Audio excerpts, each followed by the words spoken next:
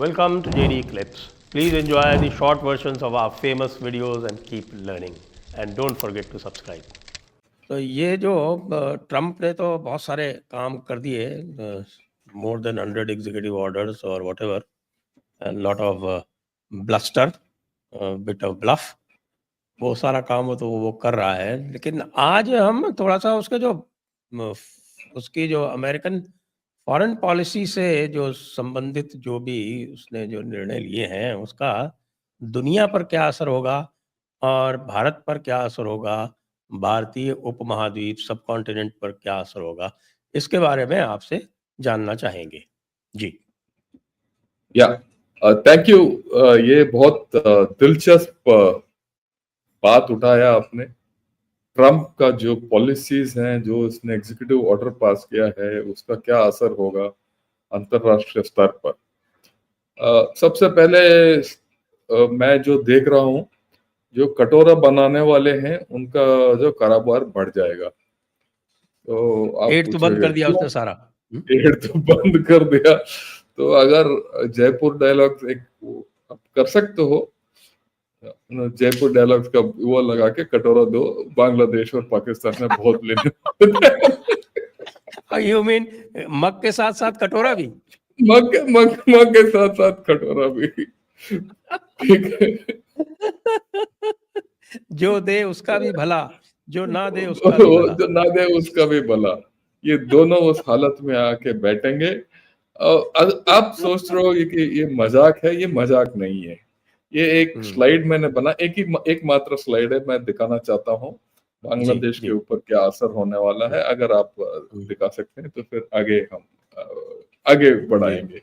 ये देखिए, ये है बाएं जो है वो चिट्ठी है जो यूएसएड बांग्लादेश को आज दिया गया है। आज ने मेरे ख्याल में कल दिया गया है कि भैया आज से आपको पैसा नहीं मिलेगा। और राइट साइड में है डेली स्टार। डेली स्टार एक लीडिंग न्यूज़पेपर है बांग्लादेश में।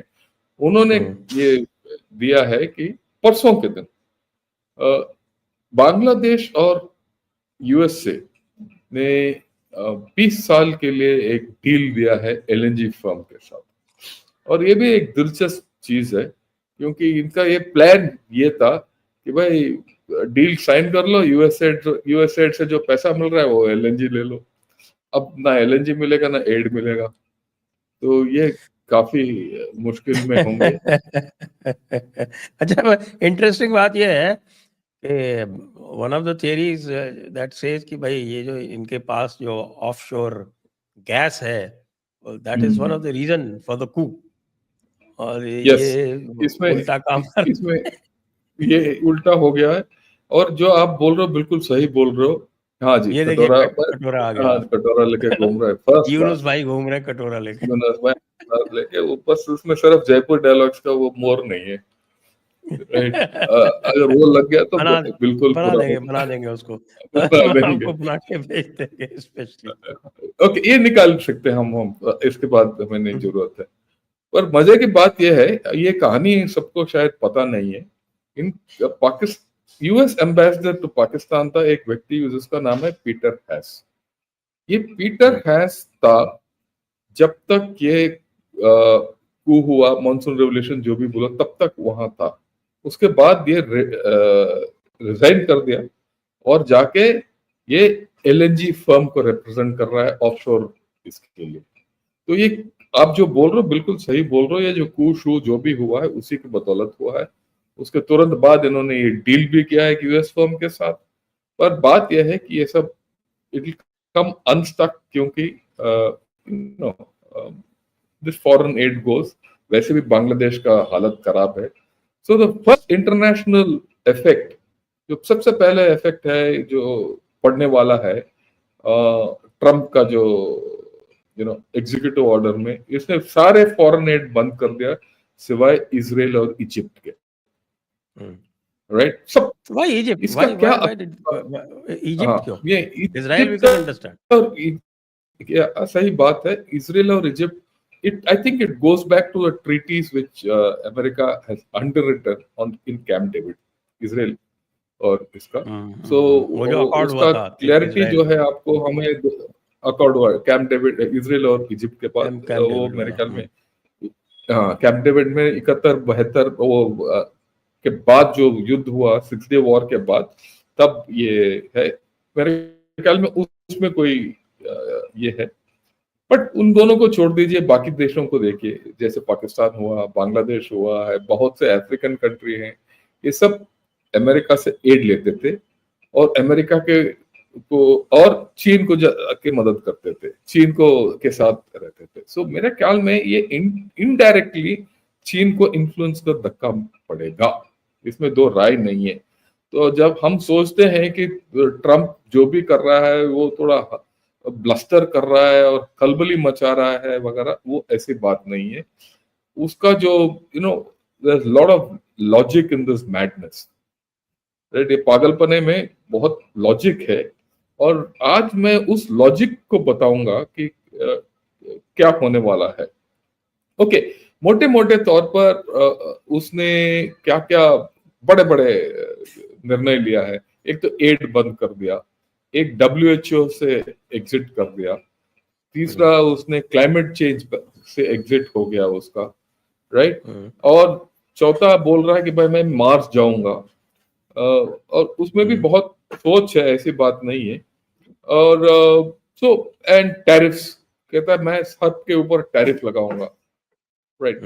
तो ये जो टैरिफ वगैरह वगैरह वगैरह, मोटे मोटे तौर पर ये जो भी इसने प्लस बताया है, ऑयल प्रोडक्शन बढ़ाऊंगा, इमिग्रेशन, ऑयल प्रोडक्ट, तो आइए वही पेरिस क्लाइमेट इससे आउट होके ऑयल क्लाइमेट, ऑयल प्रोडक्शन बढ़ाऊंगा, ऑयल ड्रिलिंग, उसने ये भी बोला है, ड्रिल बेबी ड्रिल, यानी कि ज्यादा ड्रिलिंग करो।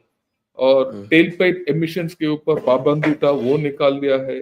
रिन्यूएबल एनर्जी का जो सब्सिडीज है वो निकाल दिया है। और उसके बाद इमिग्रेशन के ऊपर पाबंदी लगा दिया है, और बर्थ राइट सिटीजनशिप के ऊपर भी इसने पाबंदी लगा दिया। इसने जितने भी इसने हुक्म पास किया है, एग्जीक्यूटिव ऑर्डर्स, हुक्म ही है, उनमें बहुत थ्रू नहीं होंगे, पर कुछ अमल किया जाएंगे, क्योंकि जैसे बर्थ राइट सिटीजनशिप एक्ट है वगैरह वगैरह, और या इमिग्रेशन पॉलिसीज है, ये कुछ कोर्ट में जाएंगे, कुछ नहीं जाएंगे, वो उनका इंटरनल प्रॉब्लम है, पर असर जो है पूरा दुनिया में पड़ेगा। तो अगर हम देखेंगे तो कुछ इसने जो हुक्म पास किया है वो इंटरनली पास किया है, पर असर इंटरनेशनल होगा, और कुछ इंटरनेशनली पास किया है जो असर डायरेक्ट होगा। सो एक एक लेके हम आपको बताऊंगा। पहले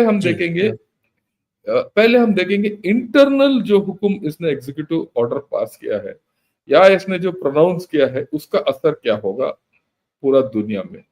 पहले तो ये, इससे पहले कि वो इनॉग्रेशन हो गए, उसने शुरू कर दिया कि भाई पनामा कैनाल वापस ले लूंगा मैं, ग्रीनलैंड वापस ले लूंगा, वापस कनाडा ग्रीनलैंड एनेक्स कर लूंगा। ग्रीनलैंड तो एनेक्स कभी उसके करेगा, पास था ही नहीं। या उसका था ही नहीं, तो एनेक्स करना है। कनाडा को बोल रहा था कि भाई हमारा 51st स्टेट बन जाओ, राइट, और gulf of America, gulf of Mexico को गल्फ ऑफ अमेरिका बना दिया चारों। गल्फ ऑफ अमेरिका को, गल्फ ऑफ मेक्सिको को gulf of America banana is more of एक सिंबलिज्म है ये, कि भाई ये अमेरिका का इलाका है तो मेक्सिको का कहाँ नाम आ गया। बट पनामा कैनाल, ग्रीनलैंड और Canada, these are serious things. Why, ये ग्रीनलैंड को क्यों हड़पना चाहता है, राइट, वहां क्या है, पानी है, एनर्जी है, यूरेनियम है, यूरेनियम चाहिए उसको टेक एक्सेलरेशन के लिए, थोड़ी देर में आ जाऊंगा उसके ऊपर। एनर्जी की, इट्स ऑल अबाउट एनर्जी। दूसरा, जैसे जैसे क्लाइमेट चेंज होगा और आर्कटिक रूट्स ओपन हो जाएंगे, उसके ऊपर कब्जा करना है। और कुछ दिन से पहले चाइना का काफी निवेश हो गया था ग्रीनलैंड के अंदर, ये सब बंद हो गया होगा। हम सोच सकते हैं कि ग्रीनलैंड वो जो एनेक्स करना चाहता है वो बेवकूफी है, पर कुछ हद तक, चाहे वो हो या ना हो एनेक्सेशन, पर इसने जो कदम उठाया है उससे क्या है, आर्कटिक रूट्स के ऊपर यूएसए का पूरा कब्जा हो जाएगा। और अलास्का और ग्रीनलैंड दोनों मिला के अगर हम देखेंगे तो मिसाइल डिफेंस यूएसए का स्ट्रांग हो जाएगा। यानी कि नॉर्थ से चाइना और रशिया का पहुंच यूएसए के ऊपर उतना आसान नहीं होगा। From a missile defence point of view, I think it makes immense sense. Controlling Arctic waterways जो वहां खुलने वाला है अगले 5-10 साल के अंदर, I think it makes immense sense. नहीं तो चाइना का पूरा प्लान था वहां के वो अपना स्टेशन लगाओ और अपना कंट्रोल करना शुरू करो। इनफैक्ट यहां तक चाइना ने एक स्ट्रेटेजी भी निकाल दिया, एक व्हाइट पेपर भी निकाल दिया कि it is a near polar power, कोई नियर आर्कटिक पावर। भाई आर्क नॉर्थ पोल से लेकर चाइना तक 5,000 किलोमीटर का दूरी है। ये आप महाशय ने जाके एक व्हाइट पेपर निकाल दिया और बोल दिया कि भाई आर्कटिक पावर हो। ठीक है, हम भी आर्कटिक वो तो पावर है। सारे पावर है ना, वो तो इंडियन ओशन हाँ, पावर तो भी है, वो तो वो पैसिफिक सारे पावर तो हाँ, है ही, अटलांटिक तो पावर भी है वो।